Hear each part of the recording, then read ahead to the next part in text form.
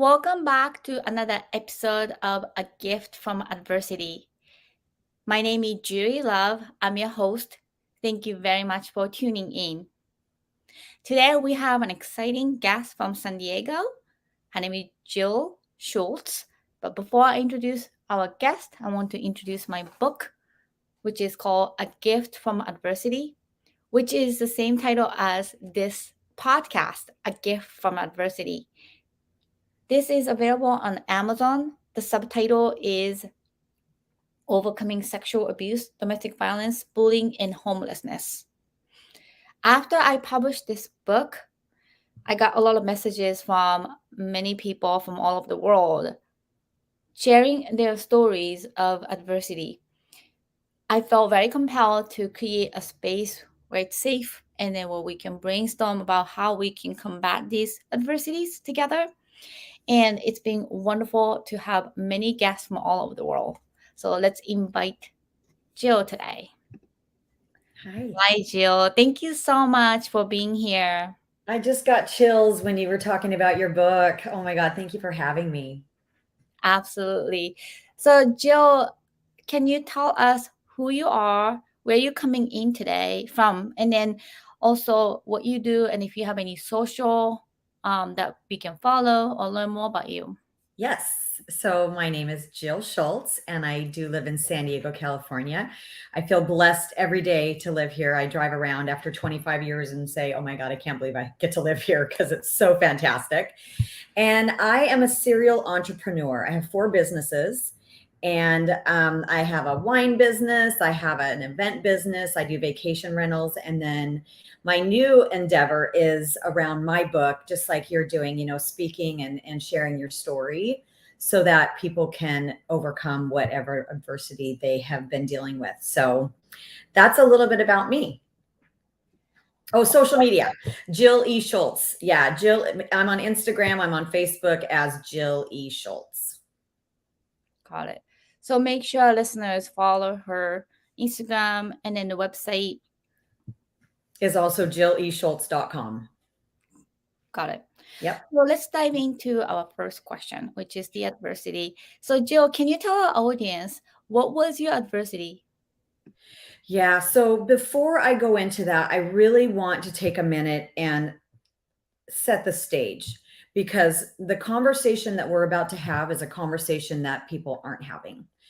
My story is not uncommon, but it's a story that people are not addressing. So if you're hearing this for the first time, or if you're remembering something for the first time and you're triggered, I want to make sure that you get support. That's the most important thing to me, is that you're supported.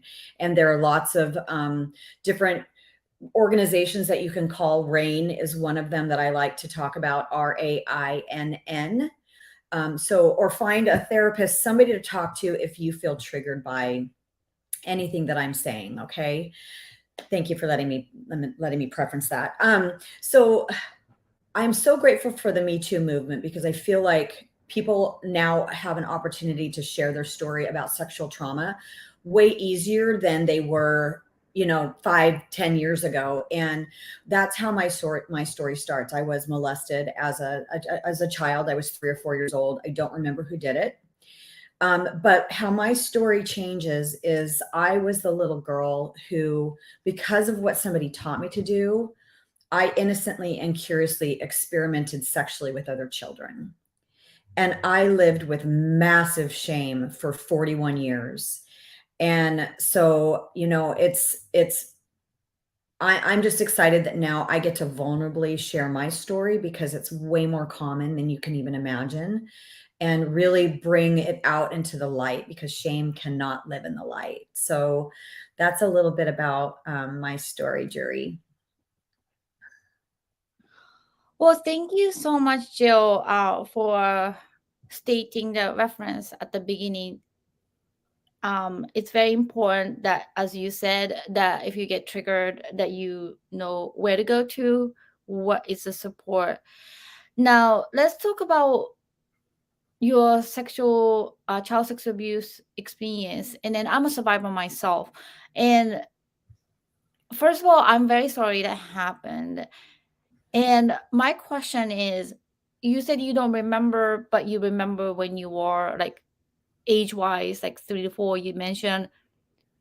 Do you have any kind of memory? No, I have flashes of memories, but nothing is ever really solid. And I've done a lot of work around it. But I know that it happened because I knew way too much about sex as a little girl. And so I started acting out in between the ages of 7 and 12 was when I was experimenting and doing what somebody had taught me to do. So I don't remember at all who did it. And they often say that if you've had an experience like that and you don't remember, it's probably because it was somebody very, very close to you, somebody that you really loved and really trusted, and you've blocked it because of that reason. So my experience is that for you to know and for audience to know is a lot of things happened when I was awake and then when I was also asleep. Mhm. And my experience that getting like overstimulated constantly sexually and then getting aroused by force, um it really, I'm not a psychologist, I'm not a specialist at all, but I feel just my experience, it really wires your brain completely differently. Especially we talk about early childhood education, we talk about like child development and neural, and then like when you have massive sexual exposure as a child. I'm 47 right now, but I feel like it sustains so much because of it just programs that way. Well, the thing with sexual trauma and that sort of stimulation is it felt good. So you as a child, you only do what you know. You only do what people tell you to do. And so that's the reason that I was out experimenting, because I knew it felt good and somebody showed me to do it. And as a young child, you don't know it's wrong, right? So, what happened after you had experience but blocked? And then you mentioned about other child, other experience and stuff. And then as a teen and as an adult, like how did this trauma um, influenced your behavior? Yeah. It manifested in a lot of different ways. One way that it manifested was that I wasn't connecting with men. And a man would walk in the room and look at me, and I would immediately look down because I did not want a man to see me. I thought, if how could a man love me if he knew what I had done? Like, I carried so much shame around what happened, and now I get to say, how can a man not love me, knowing what I've been through and what I've accomplished? And another way that it manifested, it's manifested in self-esteem. It's manifested in success in my businesses, relationships, and it also manifested in an eating disorder. I was bulimic until I was 41 years old. So, there are a lot of different ways that sexual trauma can manifest in a person, and eating disorder, anorexia, bulimia are two of them. Self-harming, so cutting, that type of thing. Sexual promiscuity, um, alcohol and drug abuse. Those are just some of the ways that people deal with the trauma that they've been through as children. And so really for me, it was around relationships with men, the success of my businesses, and what I felt like I deserved or what I didn't deserve, and the eating disorder. So, is it like, do you remember like when these disorders and then these things that you mentioned started, like when you are maybe teens, early adulthood?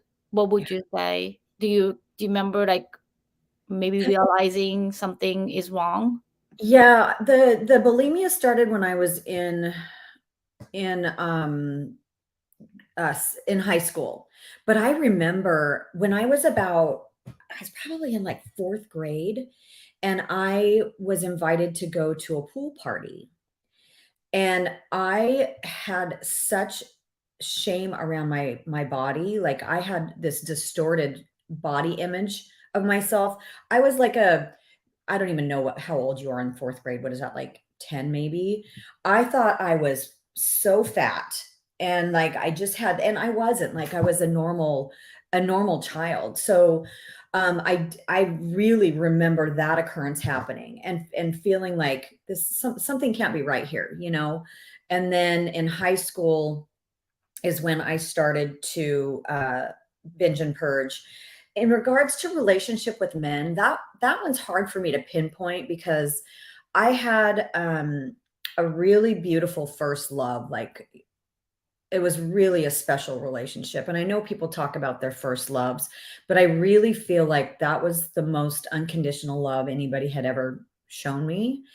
And I guess after that relationship ended, just there a whole level of insecurity started coming up around myself, and attracting men, and I would go years without being in relationships, you know? So it really kind of manifested in a weird way. But when I turned 33, that's when I was like, okay, you need to look at this, because I was really having um really had insecurity around men. And like I said, I never wanted a man to really see me. So and like I said, that was around age 33 that all of that happened. Yeah. Well, thank you so much. So you mentioned earlier about like, men look at men and then I kind of look down and stuff. So how is Excuse me. relationship? You said you had a good one, but then also for myself, like to share, like I really, especially like when I was teen or younger, didn't have long-term relationship. And then I have two marriages and two divorces. And then the relationship is really hard for I'm not sure if it's like there's a hard data or anything, but especially when you didn't have a healthy sexual relationship with your first love, obviously, or in an appropriate way. And then we as a survivor, me too, um obviously were like completely violated. And then the boundary and self-respect, those things are completely gone. So you kind of mentioned when I was looking at your bio about acting out. Can you talk a little bit about it, and in terms of yourself, now you look at it, maybe not not even with not even just the friends, I mean like the boyfriend relationship, but then friends. I do that sometimes when some, especially when I was younger, when I get too close, I get scared, I get really scared, and I just cut them off or block them and stuff. Like, can you I don't know if you have similar experience with, regardless of gender.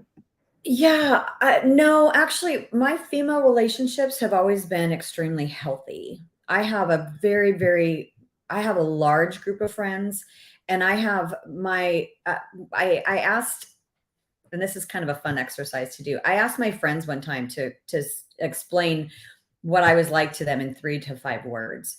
And one of the words that came up was loyal. And so I'm very loyal to my friends, and it's always been female friends that I've been able to connect with and be very close with. It was always men. Like even up until recently, um if there's a man that I'm attracted to, I immediately shut down. Like I'm a very outgoing, I'm funny, I think I have a great personality, but when I'm around somebody that I'm attracted to, I'm immediately like shut down. Like I don't know what to say. I feel awkward. I feel, so that's actually something that I'm still working on, and I'm trying to be more playful and know that me having a conversation with a man doesn't mean we're getting married. It just means that I get to be playful and fun and flirty and just have it be what it is.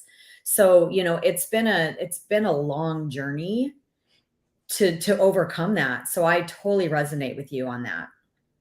It's such an unknown things, and then not talked about, like you said at the beginning of this conversation. How we were shunned and then not really encouraged to talk about this, and then the misconception of yourself as well as society. And then I faced it multiple times, that when I shared my sexual abuse trauma, and then my book is out, my podcast is out, so people know, and then I don't mind, because that's really what happened to me and not who I am. But sometimes when you get close to people, I don't know if that happened to you ever. Sometimes people use it against you, and that had happened to me a couple of times after I shared my trauma. Oh, you are saying this to attack me, or to correct me, or to, like, do these things because of your trauma, which has nothing to do with. So there's like a fine balance of, like, second and third shock waves that I'm experiencing, because first of all, you are traumatized, but Mhm. then not being understood, not being heard. That's another, like, the second shockwave. And then the third, maybe more multiple layers of trauma, is perpetrator would manipulate. In my case, my father was manipulating everyone, that I was ungrateful, I was a traitor, and then my mom didn't believe me. So those are the multiple magnitude of layers. So when you are growing up, I don't know, in America, were you supported? Did you feel heard? Did you have good resources, or did you feel rejected? Yeah. So I have a very loving family. My parents are wonderful, very, very, very close family. So it wasn't that I didn't feel supported. I just didn't talk about it. I didn't feel, well, I was so ashamed of it that I wasn't talking about it. I was hiding it and I was pushing it down as far as I could because I didn't want to have to address it. So I feel like I've had a different experience around that, and I feel like every time that I've shared my story since then, the level of compassion and love that has been on the other side of that has been a true gift. So I feel like my experience has been a little bit different than yours, and I'm really sorry that you've had the experience that you've had, and that people have used that against you. And I haven't had that experience. Yeah, even like last year that happened, it was just so traumatizing. And then it is because I feel, well, first of all, people can use anything, against you. But, this is something that I think what you said was very true, that it's not talked about enough. And then organization like Rain, and then another one called Darkness to Light, is really advocating for the victims and education. Just to let you and audience know, darkness Yeah, two, I'm writing that down. Darkness to light. but two is number two instead of TO. Okay, darkness to light. Like Ali Raisman, who won gold medal for the Olympic U.S. gymnastic champion. I don't know if you heard a case about doctors molesting all these athletes. So Ali Raisman was sexually abused by the doctors, that was recognized by the U.S. Olympic team. And then all these top athletes were, when they were getting medical exam, sexually assaulted. And Oh, so Darkness to Light is an organization that Ali actually advocates for, and then it gives the training and stuff. So um I feel like these are the platforms that you mentioned about Rain as well.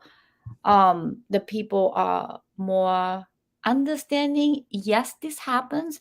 Yes, it's preventable. And yes, it has a long lasting impact. Now, are you working with some victims or like no recognize it? So what is your book talk about? Thank you. Yeah, my book is coming out November 1st, so I'm very, very excited. And it's called Liberating, Releasing the Dark Cloud of Shame. And I've noticed that as I share my story, I'm number one blown away by the number of people that are like, that's my story too. Like it is unbelievable to me. And I do have people that come to me and want to share their story as well. I'm sure that as the book comes out, that's going to be more and more an occurrence that happens more and more. But right now, really, the community that I'm sharing my story in is part of my coaching programs and things like that. So those are the only people right now that are really coming to me and saying, "Hey, that was my story too." But like I said, I'm sure after the book comes out, just like you know, you have had so many people come to you and share their stories of adversity and which is so incredible. Like you probably have 2 or 3 more books that you can write with all the stories that people have shared with you. Yeah. Thank you. So, Jill, let me ask you some questions because I've had some guests that talked about child sex abuse, but it's just like as a fellow survivor of child sex abuse, um, how would you describe to somebody who have like obviously fortunately like never experienced this but have some compassion to listen to us, like what are the most difficult things now as an adult and looking back how it affected you long term, and what is the most struggle right now for you? Well, the long term was just holding it all in and not talking about it and thinking that if I did talk about it, I was going to be seen as a monster and a pedophile. As a little child, in between the ages of 7 and 12, I literally thought I was a monster and I thought I was a pedophile. And so that's another thing that buried the shame so deep in me because I thought, how can I tell people this? If I tell people this, they're going to, you know, they're going to think those things about me. Now, because I have done so much work around this, I'm set free. Like I don't have anything right now that I can look at and say it's something that's holding me back because I have worked so hard to have self-love and have self-forgiveness for myself that now I feel like I have this beautiful blank canvas that I get to create my life around now because I've let all of that go. I say that I used to have this dark cloud and it was always there. I always had this dark cloud that followed me around. I'd wake up in the morning, it would be there. I'd go to sleep, it would be there. And it was just this looming shame that I had. And now I look for that cloud and it's gone. And it's the most beautiful thing to have been able to release all of that. So now we're starting to talk about tools. Let's move on to the second question, which is what are the tools that you use to overcome your adversity? Yeah, thank you. I've done lots and lots and lots of work. I did a program called Landmark Education, which is a transformational program where it's really about looking inside. And you know, they say when you're pointing a finger at somebody else, you have 3 pointing back at yourself. So it's really about taking accountability for where you're at in your life, not taking accountability for what happened to you, but taking accountability for now. Like I get to choose now how I get to live my life. I can let go of that. I get to let go of that and I get to move on with my life. I think that's really, really important. Um, I've seen 3 different therapists. And the first one was when I was 33 years old and I realized that I wasn't connecting with men. I started seeing a therapist and I actually did Landmark at the same time. And that sped up my therapy by thousands of years. I can't stress enough how doing that kind of deep transformational work will set you free. And then I was cured in my head. And then when I was 41 and I was still bulimic, I'm like, you need to get a handle on this or you're going to die. And so that's when I went back to therapy. I saw him for about 4 years. And actually, he's written a chapter in my book about how to talk to your children, and what to say to them so that they're not targets, how to set boundaries, and if your child has been abused, what do you do? So I saw him for about 4 years, and then I started doing this other really amazing program called Hardcore Leadership, and then I did their PhD program. It sounds very important. It's not really a PhD, but it's this transformational 6-month program that I did. And out of that, I really, really got that I get to forgive myself. I didn't love myself until I was 51 years old. I'm 55 now. It took until I was 51 years old for me to finally say, I get to forgive myself and I get to love myself. So, um, what I would say to anybody is life happens outside your comfort zone. Look at the hard things in your life and face them head on and get the help that you need. You got to talk to somebody about this. And I mentioned earlier that every time I went to talk about it, I thought the judgment was going to be just horrendous. And the level of love and compassion and kindness that was on the other side of me sharing my story was unbelievable. So I want people to know you get to talk about this, you get to get help. You get to find somebody that you trust. You hire a therapist, do some of this other transformational work so that you can get the forgiveness, the self forgiveness, and move on and create a beautiful life for yourself. Thank you. And enlighten me about landmark education. I've never heard of it. And then you mentioned about pointing finger and then three fingers. What is that? Yeah. Well, when you're blaming somebody else for something and you did this, you have three fingers pointing back at you. So you really need to take accountability for your life and what's happening in your life and how you're handling things that are happening in your life.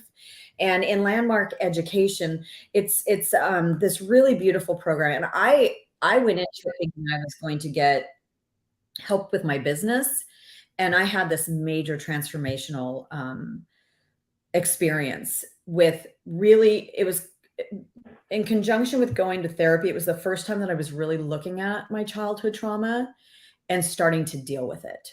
So it's a beautiful program. And then on top of it, the hardcore leadership is also a similar form to landmark education. I feel like for me, it was deeper work, but I don't know if that's because I was finally ready to do that deeper work or if the program just really is, an extension and a deeper opportunity for you to grow and learn and, you know, um, get forgiveness for yourself and love yourself. And Landmark Education is an international organization. So you can get access to that anywhere, and as well as the leadership program. And if COVID brought us one thing, it brought the world closer and smaller together in a way that you can do these programs virtually. You don't have to be in person anymore. So if you live in a small town, like, how am I supposed to do that? There are virtual opportunities to do that kind of work. Well, thank you so much, Jill. I just want to mention a little bit about the town of Foxborough where I live. We had a history of this kind of like a public figure leadership person who passed a couple years ago, but he, I would say 80s, um molested dozens of boys. And what happened was nobody really told because he was leaderships and nobody believed.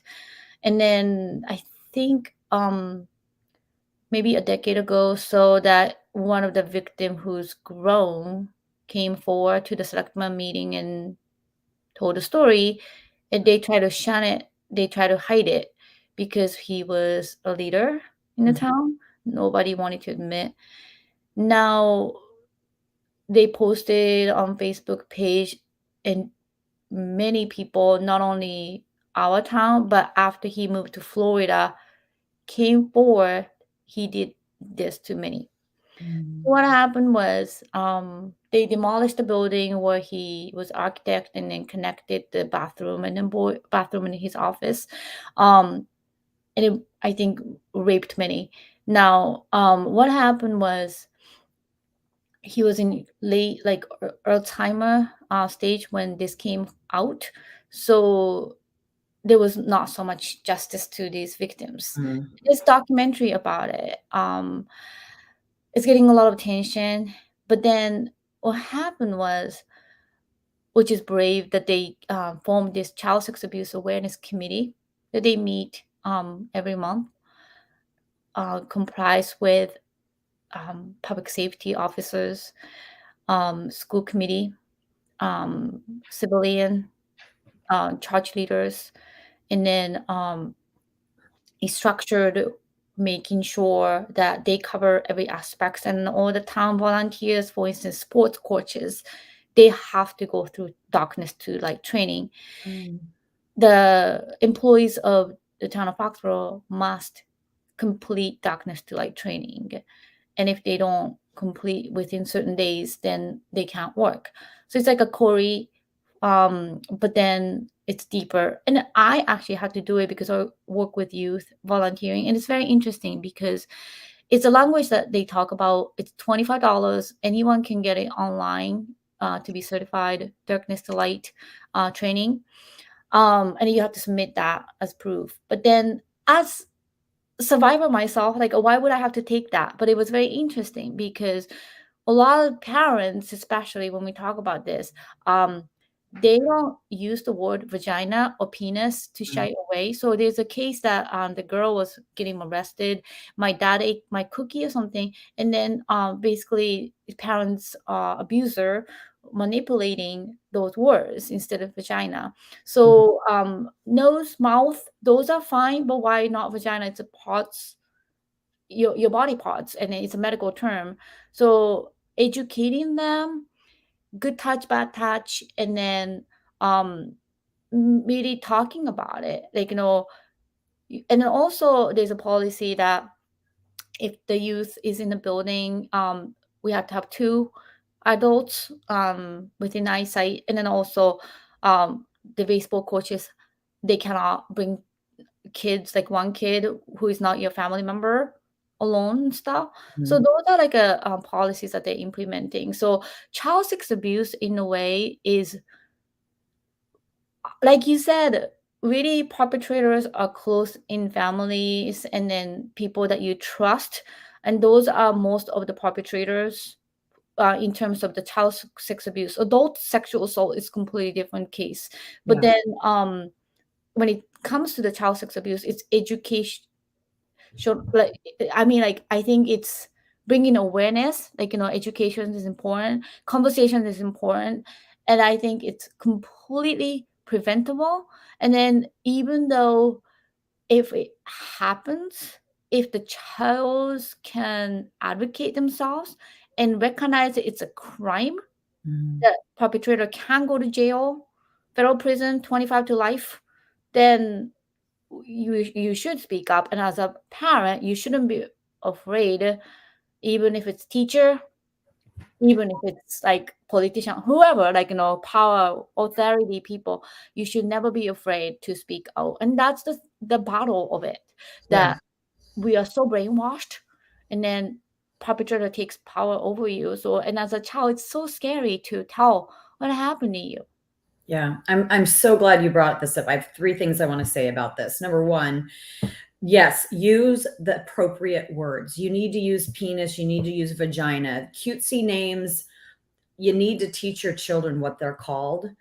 And you need to have the conversation several times. A child cannot learn math by having one conversation. And we talk about, having the birds and the bees conversation, and you have that one time. You have to continue to have that conversation over and over and over again with your child so that they are armed to protect themselves and to set boundaries. The last point I wanted to make is you were talking about boys. And there's several people that have written chapters in my book, and there are three men that have written chapters in my book, because this is very common as well for men being abused. And there's a whole other level of shame around sexuality and what their sexuality is when they've experienced and abuse from a man. So if you are a man and this has happened to you, you do get support too. And I feel like it's almost a greater stigma around men than it is for women when something like that has happened to them. So thank you so much for bringing up that, because it's so important that we continue to talk to our kids and talk to them at the level that they understand. When they're littler, you're going to be using, you know, more vague conversation, but as they get older, really being specific. And, child molesters will groom children. And so they will go through a process of doing things and saying things like, for example, one of the examples in the book is a coach taking a child home from a baseball game and him dropping his keys and saying, "Oh, shit, I just dropped my keys. Don't tell your mom, don't tell your dad that I just swore." And so if the child doesn't go to the parent and tell that the coach swore, it's the first process in grooming. He's like, this child is not going to talk. So then he takes it to the next level and the next level and the next level. Or having a little girl sitting on somebody's lap, brushing her hair is a very natural thing, but it gets the child comfortable being in personal, in a close proximity with that person. So having those conversations over and over again are so important. So thank you for bringing that up. Yes, absolutely. I had a piano teacher, music teacher sitting next to me and started to touch me when I was in high school. I just remember that. And then it's interesting that you said, oh, you start little by little Mm-hmm. and then test that kid will speak out or not. And if Yeah. you don't, then they escalate. And then you're so 100% right. And thanks to the educations, there are a couple cases that came forward because of the education, because of we talk so much in our town about this. Yeah. There are cases. And then what happens is if there are more people, adults watching over these children, and then more people, even kids level, that they understand this is not okay. This is a crime that you can go to jail Yeah. for. I think the perpetrator will get scared a little bit more than, they are taking control over innocent. Yeah. And sometimes the child won't tell you, you've got the stranger danger saying, stranger danger, but most of the time it's not a stranger. So the child doesn't know to tell because it wasn't a stranger that has, hurt them. So, yeah. Well, Jill, thank you very much for bringing this conversation to forefront. I know this is not easy conversation to either of us, but I'm completely aware of what happened to me, and then I am getting a full punch of the effect of my child sex abuse, even at later stage of my life. I hope I have more, but at 47, I still have, like what you said, self doubt. However, I model act on the big movies and stuff, but then and when it comes to self esteem, it's very low. And when it comes to self love, like I don't put myself first. So those are the problems that, I still need to work on at my age. So I really appreciate you not only talking about what happened to you in the past, but now, how it affected, and not such a resonating conversation. And I really appreciate you being so open about this issue. Well, thank you for having me. This has been a blessing for me as well. Great. So my last question is a gift that came from the adversity. So what would you say a gift that came from your adversity? That gift is now. That gift is now because now I get to share my story. I just wish when I was younger that somebody had written a book, or I knew that I wasn't the only person or the only child that ever acted out like this. It would have changed so much in my life if I knew that I wasn't alone. And so now my story gets to be a gift for other people because I'm out there bearing my soul to save yours and to let you know that you're not alone and you get to get help and you get to get support. So for me, that is the real gift, is now I get to help other people get set free from the shame. Thank you very much again. So my very last request for you, if Sure. somebody is now going through, maybe yourself or your children unfortunately went through child sex abuse, um, what is your biggest advice to people who might be going through it right now? Yeah, find somebody to talk to. Find somebody safe to talk to. Call one of the organizations. I have a really pretty extensive resource list on my website, the jilleschultz.com, the resource section. It's get help. Find somebody that you can reach out to. And a lot of those are anonymous. So you can call, those hotlines and start talking about your story in a way that helps you feel safe doing so. So that is my biggest piece of advice is you get help. You have to start talking about it. You have to get it out of your body because shame cannot live in the light. Well, thank you very much for that advice. Yes. Well, thank you again, and thank you to our audience for listening to another episode of Gift from Adversity. And we will see you next time. Thank you.